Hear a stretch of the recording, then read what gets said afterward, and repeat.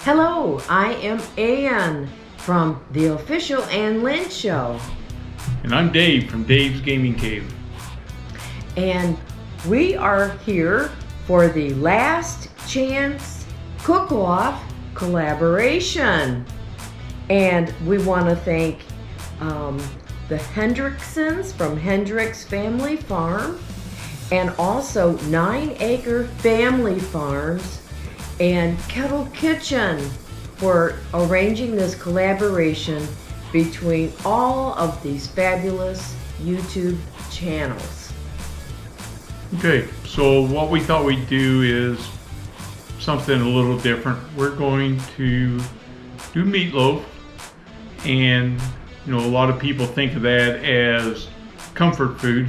So because you know, when we were growing up, it was just an everyday meal. But today, people think back of times when their mom made something on a cold Wednesday night or something, and during the week, and meatloaf was one of those things. So we're going to put a little different spin on it. We're going to smoke the meatloaf in a smoker.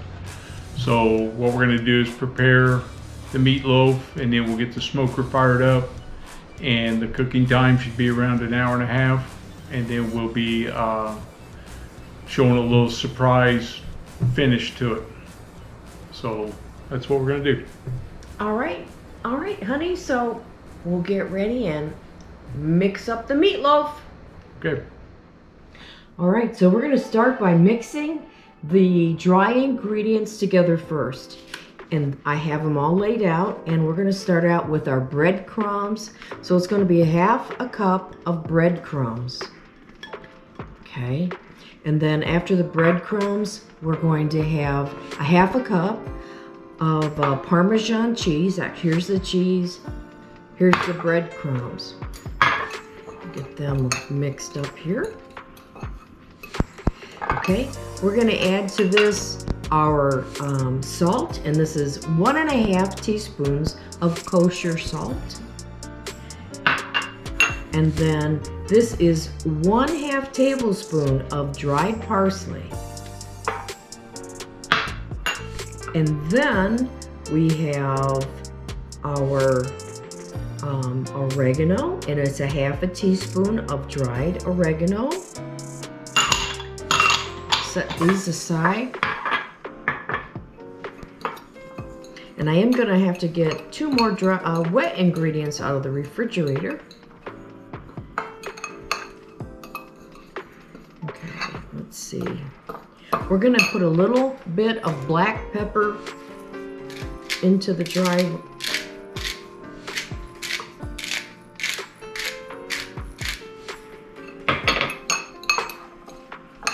Okay, and I like to use a little accent to just kind of liven it up a little bit. And I'm not going to use a lot. Just going to put a little bit in. Adds a little flavor.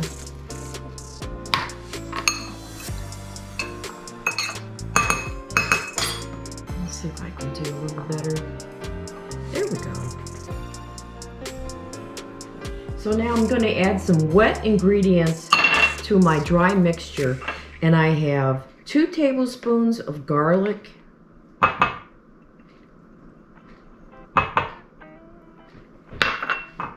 and I have 2 eggs.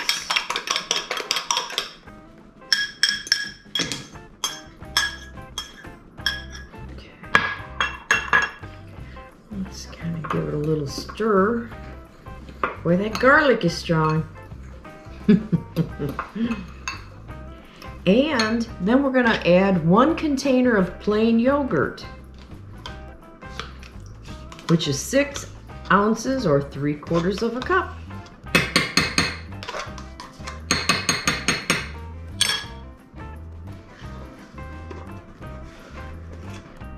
Then we're going to give all of this a stir. Best we can.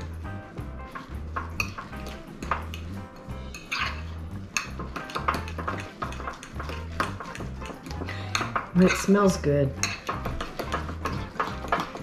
All right, I think now we are ready to start adding it together to our meat. And our meat is 1.5 pounds of ground beef. And this is 80-20, so it's gonna have some grease content to it, but that's where some flavor's at, right? Dave? Okay, and so we're gonna break it apart a little bit. We're gonna add to this, we have 1/2 pound of ground sausage. That's gonna help too. Help stick it together. Ooh, it's cold. Okay, we're gonna give this a little mix. You can see, kind of get it all incorporated together. And to this, we're gonna add all these dry and wet ingredients that we have mixed up.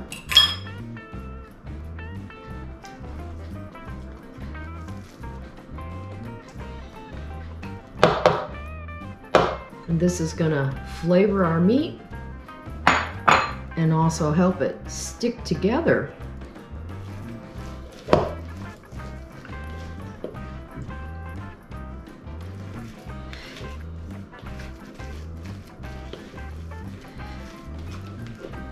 This is gonna take a little time, so I think when we come back, we'll show you what I'm going to do. I'm going to actually put it into a meatloaf pan to form our loaf. I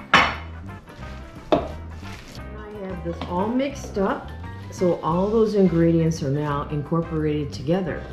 We're gonna put it into the meatloaf pan. It'd probably be easier if I use my hands. There we go. So it'll form the meatloaf. Just gonna press it down in there. Give it the shape instead of just setting it on the pan and trying to form it. This I can push it all down in there. And I can see if I have any space, right? Or little holes in my meatloaf. Let's see. Yep, some down here. I'll give it a good press. Down there. Come on.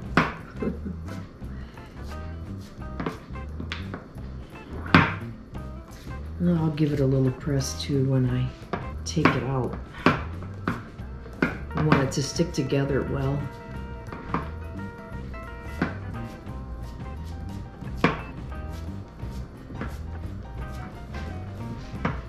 Okay, we'll see what we have here. Hopefully this is going to work.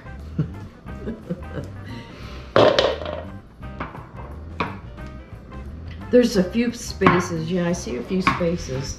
We're going to turn this out onto our pan. Let's see, maybe a knife. Let me grab a knife.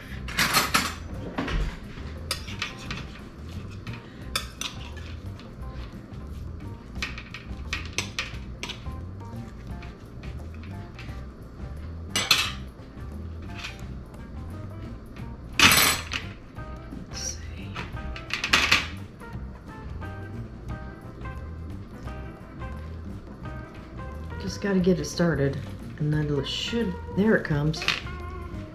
Great. Get it formed. And what we're doing is we're trying to make a jerky tray, aren't we?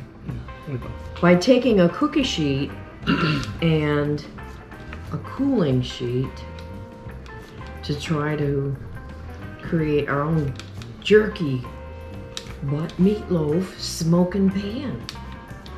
You'll give it a space for the grease to drip out of it. Right. Without it sitting in the grease. Right.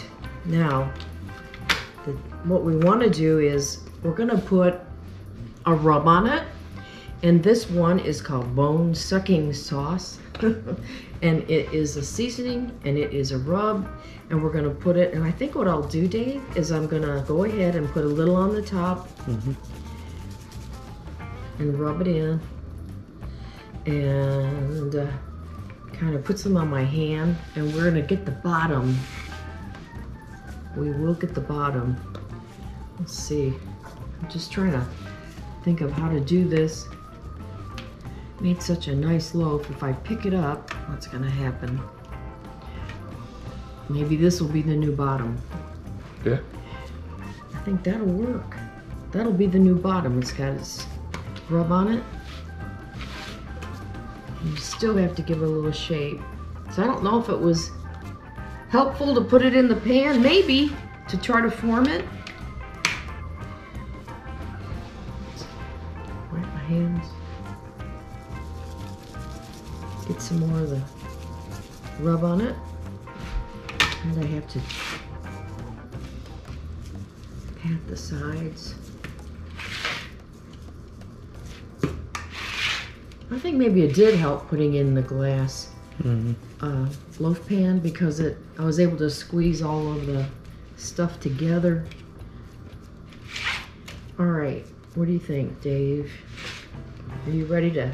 Looks good. Looks good to hand off to the next step, which would be heading to the smoker. Yep, we'll fire it up. All right, honey. So I'm handing it over to my husband, Dave. All right, we're gonna turn our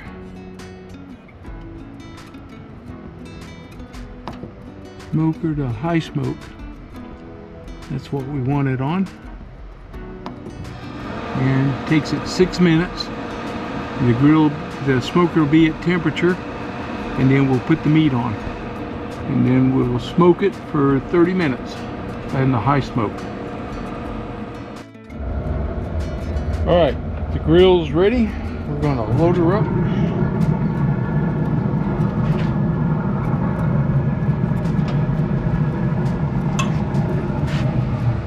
And now we let it go for 30 minutes. At the end of 30 minutes, we'll change it to regular temperature cooking and put the meat probe in. Okay, so it's been 30 minutes. I just set the temperature to 350 degrees and the smoke level at 7. So the next thing we have to do here is put in our meat probe. So we're going to open this up here. I'm going to plug it in down here and then feed it. The lid right here. There's the meatloaf. We're going to put this bad boy all the way in. Close the lid. Oops. Close down there. And the meat temperature right now is 78 degrees. And what we want it to be at is 160. So it should take about an hour now of cooking time. And that will get us up to where we'll have her done. And then we'll be able to take it off. All right, so we'll let her go now. I'll update you on the next update there. Okay, so we've reached 163 degrees. So that finishes our cooking. You can see it was at 350 degrees. It actually took an hour and 25 minutes to get to temperature, which is fine. So that's why we use the temperature probe. All right, well, let's get this thing opened up and see how she looks. All right, let's get a look at it. Oh, that looks nice.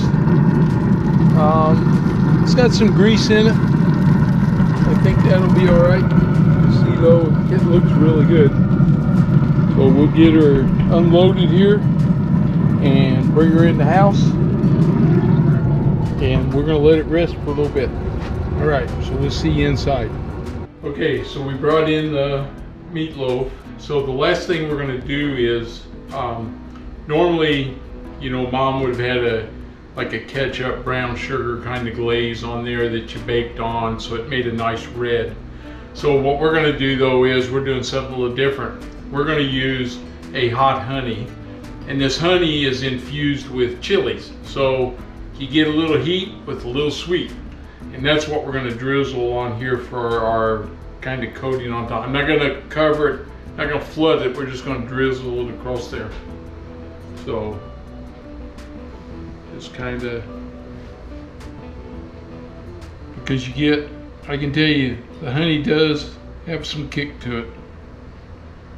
So I think that'll be good. All right, we're gonna let it stand for a little bit and then we'll cut into it and we'll see how it looks. We're ready to slice the meatloaf.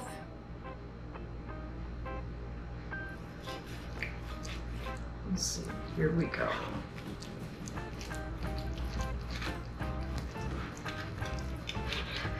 It smells delicious.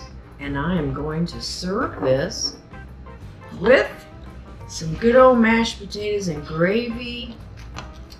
And we've already had our salad. How's that look, Dave? Looks good. Let me slice another piece. Yep. And we want to show the inside of the meatloaf.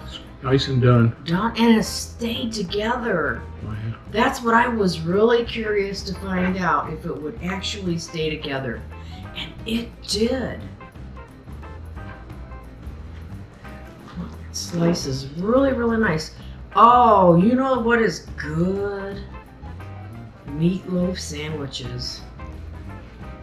Lots of leftovers for meatloaf sandwiches, Dave. Yeah. Look, and you can see the ring of smoke on the inside of the meatloaf. One more. I know you like a nice big piece.